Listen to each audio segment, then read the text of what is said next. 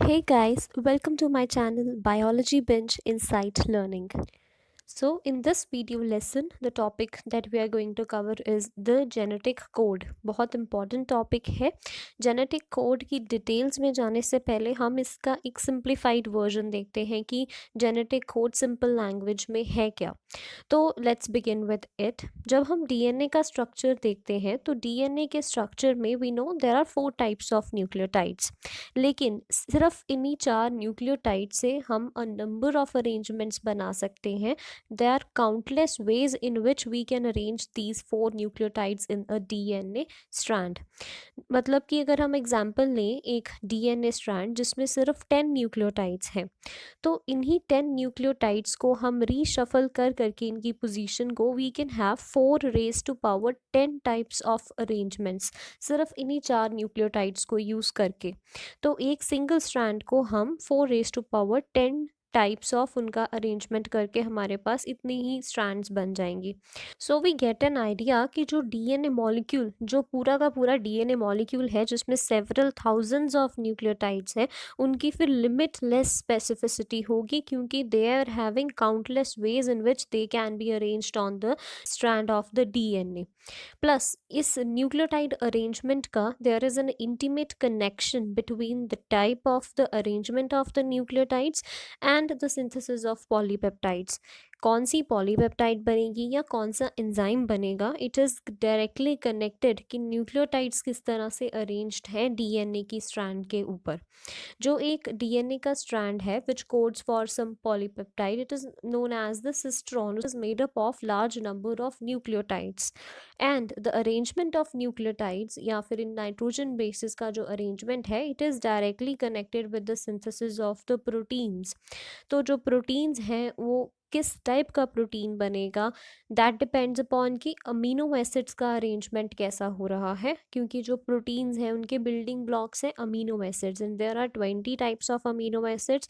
इन्हीं 20 types of amino acids का अलग अलग अरेंजमेंट जब होता है तो उसके अकॉर्डिंगली अलग अलग तरह के प्रोटीन्स बनते हैं depending upon the sequence of the amino acids. तो sequence of the nucleotide in the DNA, it determines कि what will be the sequence of the amino acids in the polypeptide chain. So there is a kind of relationship between the sequence of amino acids in a polypeptide chain and the nucleotide sequence of the DNA or the mRNA, and this relationship is called the genetic code. So here we are with the definition of the genetic code कि genetic code actual में है क्या. तो genetic code क्या हुआ, it is the relationship between the sequence of amino acids in a polypeptide. कि polypeptide chain में amino acids का किस टाइप का अरेंजमेंट होगा, वो किस सीक्वेंस में लगे होंगे, ये कौन डिटरमाइन करता है कि डीएनए में न्यूक्लियोटाइड्स का क्या सीक्वेंस है. न्यूक्लियोटाइड्स का sequence of the DNA, it determines कि जो आरएनए है उसके ऊपर न्यूक्लियोटाइड्स का सीक्वेंस कैसा होगा, एंड फर्दर इट डिटरमाइंस कि जो पॉलीपेप्टाइड है उस पर अमीनो एसिड्स का सीक्वेंस कैसा होगा. तो डायरेक्टली जो है nucleotide sequence of the DNA, it is having an impact on the arrangement of the amino acids in a polypeptide chain or the sequence of the amino acids in a polypeptide chain, and this is what we call the genetic code. So that means what specifies the amino acid sequence of the proteins is the genetic code. So genetic code is responsible for the arrangement of the amino acids in the sequence in which they are arranged in the proteins. So now let's talk about the features of the genetic code. सबसे जो पहला feature है genetic code का, that is कि it is a triplet code. Triplet code means a set of 3. तो अब क्योंकि जो डीएनए की स्ट्रैंड पर अरेंज होने वाले नाइट्रोजन बेसिस या न्यूक्लियोटाइड्स जो हैं, they are 4 in number, 4 types के हैं वो, adenine, guanine, thymine and the cytosine, ये 4 तरह के हैं. लेकिन प्रोटीन के अंदर, मतलब प्रोटीन जिससे बना है, that is a number of polypeptides. तो पॉलीपेप्टाइड्स जो हैं वो आगे पेप्टाइड से बने हैं, और पेप्टाइड को बनाने वाले अमीनो एसिड्स जो हैं वो 20 इन नंबर हैं. There are 20 types of amino acids. That means there is a problem कि डीएनए पर 4 तरह के नाइट्रोजन बेसिस का अरेंजमेंट और अमीनो एसिड्स जो हैं उनका 20 टाइप्स ऑफ अमीनो एसिड्स आते हैं, तो उनका 20 अमीनो एसिड्स का अरेंजमेंट है। तो देयर वाज एक हाइपोथेसिस प्रपोज किया था जॉर्ज गैमो ने, जिसने ये बताया कि there must be a triplet code. Triplet code means adjacent जो 3 नाइट्रोजन बेसिस हैं, एक साथ पड़े हुए 3 nitrogen bases, we call them a triplet, और एक ट्रिपलेट एक अमीनो एसिड के लिए कोड करेगा। So one triplet code is there for one amino acid which can be seen here. अब यहाँ पर जो पहला ट्रिपलेट है that is the triple U, it codes for amino acid phenylalanine. ऐसे ही जो सेकेंड ट्रिपलेट है WC, it also codes for phenylalanine. जो फिनाइल एलानिन है वो अमीनो एसिड है, और जो ट्रिपल यू है या WC है that is the triplet code. वो ट्रिपलेट है 3 एडजेसेंट नाइट्रोजन बेसिस का which lies on the mRNA strand. So this table here, it represents the assignment of the mRNA codons to the amino acid, that is mRNA के किस codon के opposite कौन सा amino acid लगेगा। मतलब जब tRNA amino acids को लेकर आएगा तो वो कोडोन को रिकग्नाइज करता है कि mRNA का कौन सा कोडोन है, उसके ऑपोजिट उसका ये पर्टिकुलर अमीनो एसिड जो है वो आकर लगता है in the process of the translation. तो यहाँ पर इट इज़ फिक्स्ड, जैसे कि WA है that is the third one, उसके ऑपोजिट हमेशा ल्यूसीन अमीनो एसिड ही आकर लगेगा। ऐसे ही अगर हम सेकंड ब्लॉक में आए तो उसमें जो CW है कोडोन, उसके ऑपोजिट हमेशा ल्यूसीन आकर लगेगा। सो जो यहाँ पर फिनाइल एलानिन है, ल्यूसीन है, isoleucine, proline, serine, these are the amino acids. और जो यहाँ पर ट्रिपलेट्स में है they represent the mRNA codons. So जो ट्रिपलेट कोड है इसका यही मीनिंग है कि 3 एडजेसेंट नाइट्रोजन बेसिस एक कोडोन बनाते हैं, और हर कोडोन के ऑपोजिट कौन सा अमीनो एसिड आकर लगेगा इट इज़ स्पेसिफाइड। हर कोडोन के ऑपोजिट आने वाला amino acid is specified. The next one is the start signal. तो जिस कोडोन से पॉलीपेप्टाइड सिंथेसिस स्टार्ट होती है it is known as the start signal. ये कोडोन mRNA का कोडोन होता है जिसे रिकग्नाइज किया जाता है, और हमेशा यहीं से जो ट्रांसलेशन का प्रोसेस है that is the polypeptide synthesis ये स्टार्ट होती है। And there are 2 types of initiation codons और द स्टार्ट कोडोन्स। जो सबसे कॉमन है that is this AUG, and it always specifies for the methionine amino acid. इसके opposite हमेशा methionine amino acid आकर लगता है। And sometimes it is also GUG, और जो GUG है उसके ऑपोजिट हमेशा वलीन आकर लगता है। Valine amino acid is specified for GUG। तो there are 2 types of initiation codons, AUG that codes for methionine and GUG that codes for valine. तो हमेशा जहाँ पर भी ये प्रेजेंट होंगे AUG या फिर GUG on the mRNA chain, वहाँ से ट्रांसलेशन का मैकेनिज्म स्टार्ट होगा, वहाँ से पॉलीपेप्टाइड चेन की सिंथेसिस स्टार्ट होगी। And the next one is the stop signal. अब जैसे ट्रांसलेशन के मैकेनिज्म को स्टार्ट करने के लिए स्टार्ट कोडोन्स हैं या इनिशिएशन कोडोन्स हैं, वैसे ही पॉलीपेप्टाइड चेन की टर्मिनेशन करने के लिए, मतलब जहाँ पर ट्रांसलेशन के प्रोसेस को रोका जाएगा या सस्पेंड किया जाएगा, वैसे ही वहाँ पर 3 तरह के टर्मिनेशन कोडोन्स प्रेजेंट होंगे। इन तीनों में से कोई भी एक कोडोन अगर प्रेजेंट होगा तो वहाँ पर ट्रांसलेशन का मैकेनिज्म रुक जाएगा। और ये कौन से हैं जो तीनों स्टॉप कोडोन्स हैं? One is this UAA, UAG and UGA। These 3, इन तीनों के ऑपोजिट कोई भी एंटी कोडोन नहीं होता है।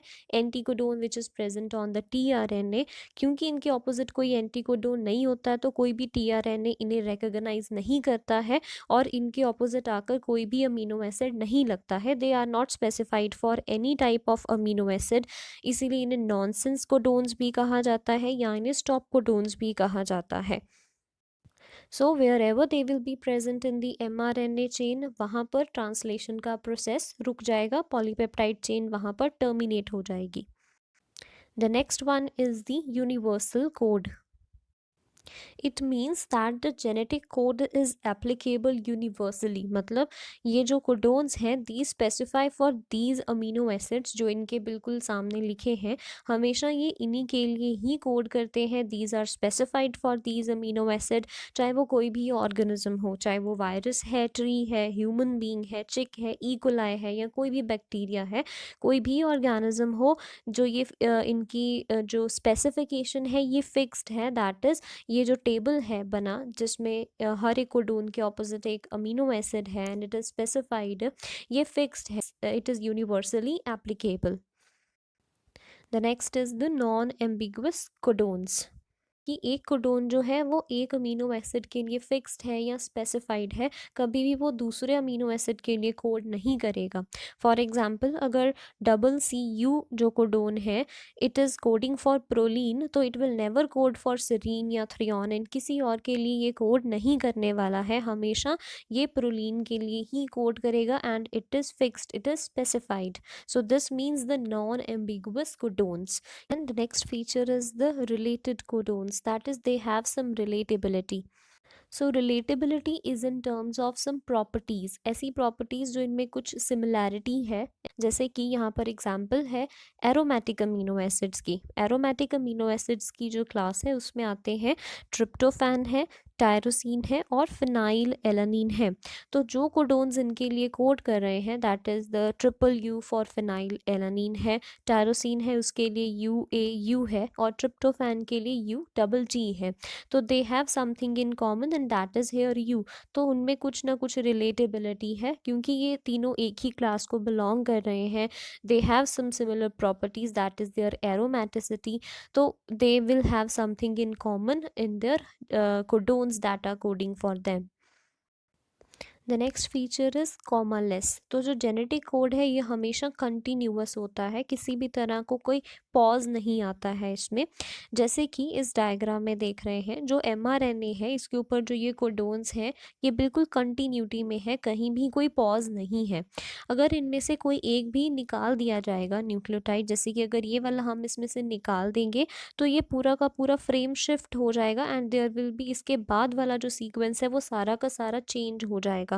फॉर एग्जाम्पल, अगर यहाँ पर इसके बाद जी के बाद अगर यहाँ सी पड़ा होता तो ये जो ट्रिपलेट्स हैं ये यहाँ तक सेम ही रहते, लेकिन यहाँ पर जो ये वाला ट्रिपलेट है ये चेंज हो जाता क्योंकि यू यहाँ से बाहर निकल चुका है। तो the next triplet formed here will be AGC, और AGC जिस अमीनो एसिड के लिए कोड करेगा वो भी फिर डिफरेंट होगा।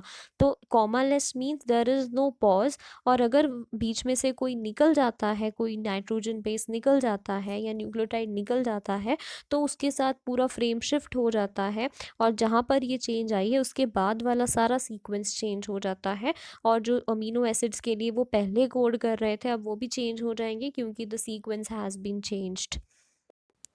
Then the next feature is the polarity. Polarity means genetic code की polarity है, it has two poles. One is the 5 end and one is the 3 end, and हमेशा जो code है mRNA पर it is read from 5 to 3 direction, never in 3 to 5 direction, always it is read in the form from 5 to 3 direction. Like here we will start reading this code from this G and we will end it at this G. Always it is read in this direction, that is 5 to 3 direction. And then next is the non overlapping code. Non overlapping का मतलब ये है कि जब हम इसे read कर रहे हैं तो हम इन ट्रिपलेट्स को एज सेपरेट एंटिटीज़ ट्रीट करेंगे। मतलब अगर हम GUC यहाँ पर हमारे पास एक ट्रिपलेट है या एक कोडोन है तो जो नेक्स्ट वाला है वो नेक्स्ट C से स्टार्ट होगा, हम इस C से नेक्स्ट ट्रिपलेट को नहीं स्टार्ट करेंगे। It is not overlapping, overlapping नहीं है, ये सेपरेट एंटिटीज़ हैं। One is this codon and one is this codon, हम यहाँ से ही दूसरा कोडोन रीड करना स्टार्ट नहीं करते हैं। So this is the non overlapping nature of the genetic code. Next is the degeneracy of the code और द वॉबल हाइपोथेसिस। अब जो डीजेनरेसी ऑफ द कोड है जिसके लिए एक अलग से कंसेप्ट है वॉबल हाइपोथेसिस, इसके लिए एक अलग वीडियो अपलोड किया जाएगा जिसमें वॉबल हाइपोथेसिस को पूरा डिटेल में एक्सप्लेन किया जाएगा। Now we come to the next point that is the colinearity.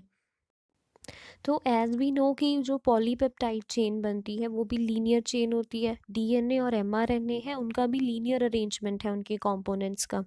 तो उसके आगे जो सीक्वेंस बनेगा ऑफ द अमीनो एसिड्स वो भी लीनियर अरेंजमेंट होगा इन द पॉलीपेप्टाइड चेन।